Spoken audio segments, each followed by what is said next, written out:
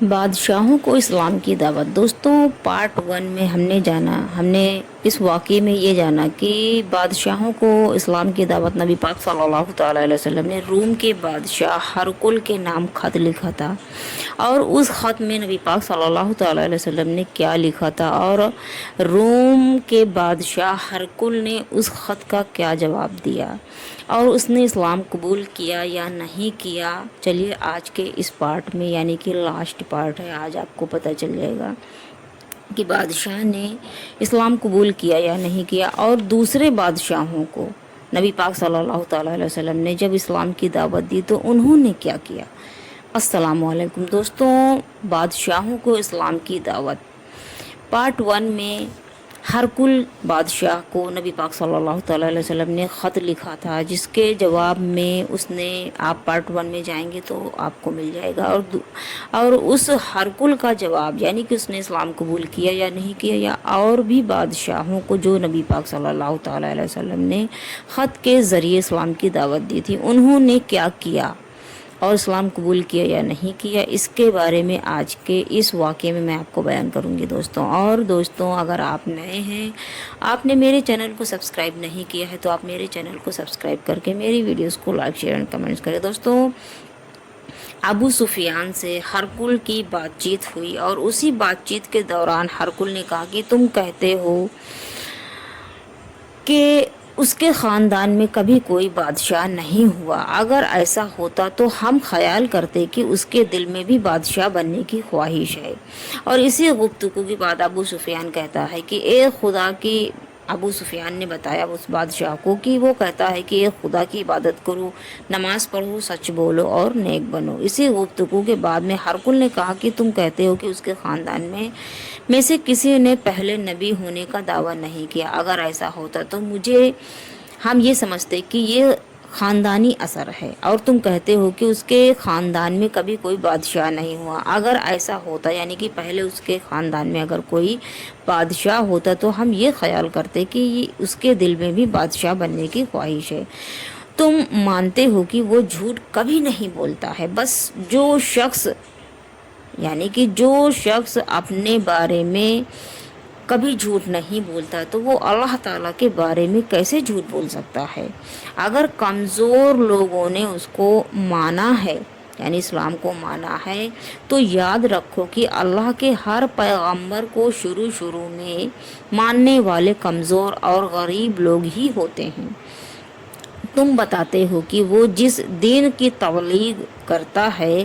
وہ روز بروز بڑھتا جا رہا ہے، یہ اس کا سچا ہونے کی دلیل ہے۔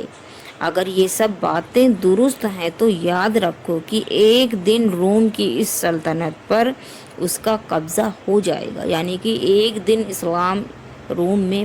پوری طرح سے پھیل جائے گا۔ پھر اس نے، یعنی کہ پھر بادشاہ ہرقل نے کہا،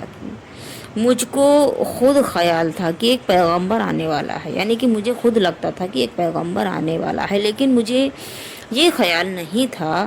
کہ یہ عزت عرب کو ملے گی۔ اگر میں اس پاک پیغمبر تک پہنچ سکتا تو اس کے پاؤں دھوتا۔ اس تقریر کے بعد ہرقل نے حکم دیا کہ حضور نبی کریم صلی اللہ تعالیٰ علیہ وسلم کا نامہ مبارک پڑھا جائے، یعنی کہ خط پڑھا جائے، آپ کا نام پڑھا جائے۔ ہرقل کی تقریر سے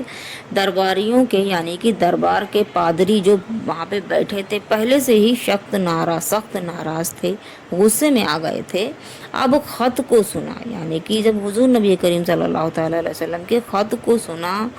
اور بھی خفا ہو گئے۔ یہ حال دیکھ کر، یعنی کہ ہرقل نے جب یہ حال دیکھا اپنی قوم کا، تو ہرقل نے حکم دیا کہ ابو سفیان اور اس کے ساتھی دربار سے چلے جائیں۔ ان حالات سے، یعنی کہ اس حالات کو دیکھتے ہوئے، ان حالات سے ہم لوگوں کو یہ معلوم ہوتا ہے دوستوں کہ ہرقل کا دل اسلام کی طرف مائل تھا، مگر سلطنت کے نشے اور درباریوں کی ناراضگی کے سبب وہ سب کچھ بھول گیا۔ ایران کے بادشاہ خسرو پرویز کے نام حضور نبی کریم صلی اللہ تعالیٰ علیہ وسلم کا خط، یعنی کہ ایران کے بادشاہ کے نام نبی پاک صلی اللہ تعالیٰ علیہ وسلم نے خط لکھا، اور اس خط میں کیا لکھا اور اس بادشاہ نے کیا جواب دیا، چلیے میں آپ کو بتاتی ہوں دوستوں کہ وہ خط نے سب سے پہلے نبی پاک صلی اللہ تعالیٰ علیہ وسلم نے لکھا کہ بسم اللہ الرحمن الرحیم، محمد کی طرف سے جو اللہ کا رسول ہے، قصری کی طرف جو ایران کا بادشاہ ہے، سلام ہے اس پر جو ہدایت کی پیروی کرے اور اللہ اور اس کے رسول پر ایمان لائے اور یہ گواہی دے کہ اللہ صرف ایک ہے۔ اللہ نے مجھ کو تمام دنیا کا پیغمبر بنا کر بھیجا ہے تاکہ ہر زندہ شخص کو اللہ کے عذاب سے ڈراؤں میں۔ تم اسلام قبول کرو تاکہ سلامت رہو، اور اگر تم قبول نہیں کرو گے تو ساری قوم کا گناہ تمہاری گردن پر ہوگا، یعنی کہ اگر تم اسلام قبول کرتے ہو تو اللہ کی طرف سے تم کو انعام ملیں گے، اور اگر تم اسلام قبول نہیں کرتے ہو تو تمہارے ساتھ ساتھ ساری قوم کا گناہ بھی تمہارے اوپر ہوگا۔ ایران میں یہ رواج تھا دوستوں کہ جو بھی خط لکھا جاتا تھا اس خط میں شروع میں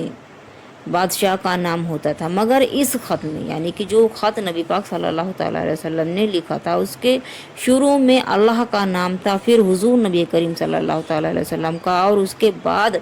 بادشاہ کا نام تھا۔ خسرو پرویز یہ برداشت نہیں کر سکا، گھمنڈ کچھ زیادہ تھا، اس کو گھمنڈی تھا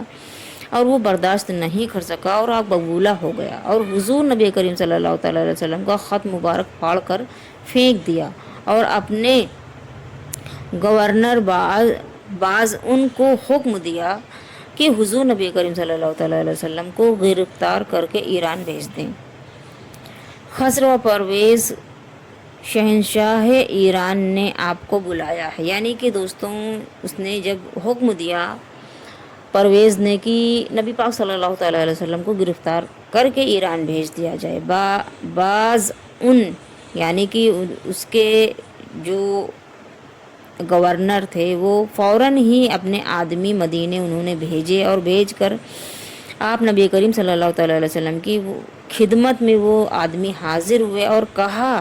خسرو پرویز شہنشاہ ایران نے آپ کو بلایا ہے، آپ اگر نہیں چلیں گے تو وہ آپ کو اور آپ کے ملک کو تباہ کر دے گا۔ اس پر حضور نبی کریم صلی اللہ تعالیٰ علیہ وسلم نے، اللہ کے سچے رسول صلی اللہ تعالیٰ علیہ وسلم نے بڑے اطمینان سے جواب دیا نبی پاک نے کہ تم واپس چلے جاؤ، خسرو قتل ہو چکا ہے اور وہ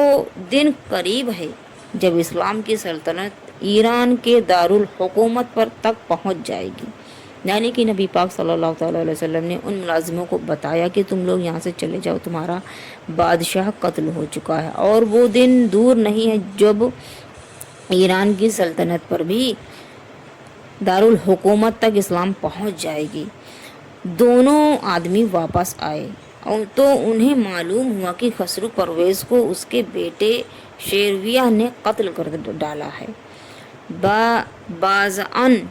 یعنی وہ دونوں لوگ جو گئے تھے نبی پاک کے پاس میں، جب واپس آئے تو انہیں سچ میں پتہ چلا کہ بادشاہ قتل ہو گیا، اور قتل کرنے والا کوئی اور نہیں اس کا اپنا خود کا بیٹا تھا۔ تو یہ دونوں یہ حالات دیکھ کر مسلمان ہو گیا، جس کے بعد یمن کا صوبہ ایران ان کی سلطنت سے الگ ہو گیا، یعنی کہ صوبہ ایران کی سلطنت سے الگ ہو گیا تھا مسلمانوں کے ہونے کے بعد میں۔ جشا کے بادشاہ نجاشی کو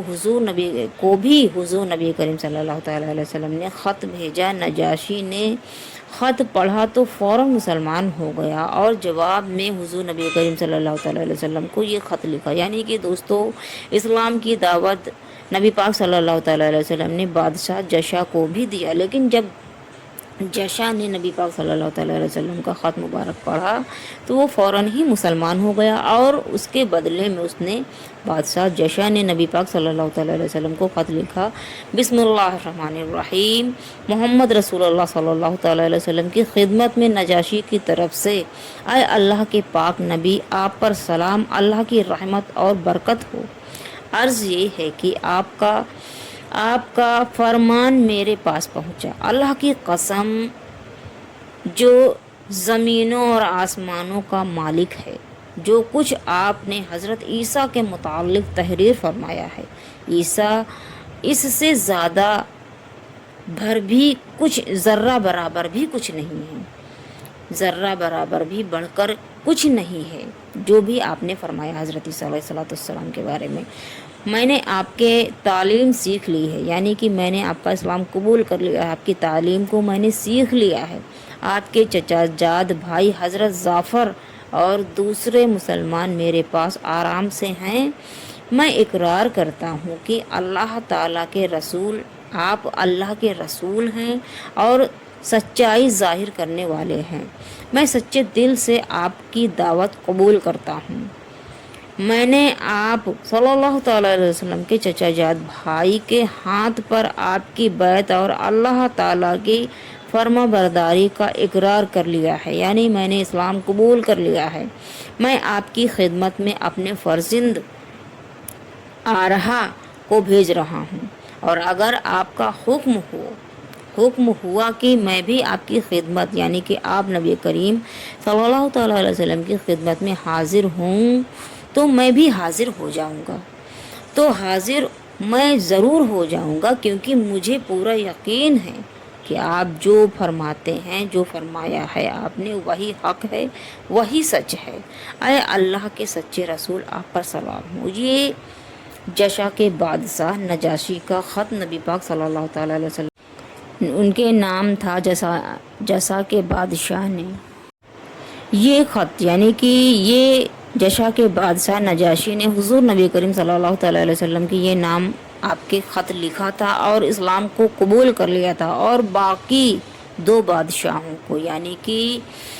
ایران کے بادشاہ خسرو پرویز کے نام جو نبی پاک صلی اللہ تعالیٰ علیہ وسلم نے خط لکھا تھا، اس نے اسلام قبول نہیں کیا تھا بلکہ آپ کے خط، اور بادشاہ ہرکل کے نام جو نبی پاک صلی اللہ تعالیٰ علیہ وسلم نے خط مبارک کو لکھا تھا، اس ہرکل کے دل میں اسلام تو تھا، لیکن اس نے اپنی سلطنت اور اپنی رعایا کے وجہ سے اسلام کو قبول نہیں کیا تھا۔ اس واقعے سے ہم کو یہ پتہ چلتا ہے دوستوں کہ بادشاہوں نے بھی اسلام قبول کیا، دل سے اسلام کو مانا، لیکن اور جو بادشاہ تھے انہوں نے اسلام کو قبول نہیں کیا تھا۔ یہ تھا دوستوں کہ بادشاہوں کے اسلام، یعنی کہ بادشاہوں کو اسلام کی دعوت کا واقعہ، جو کہ آپ نے پارٹ 1 میں بھی سنا اور آج کے لاسٹ پارٹ میں بھی آپ سنیں گے۔ اور دوستوں، اگر آپ کو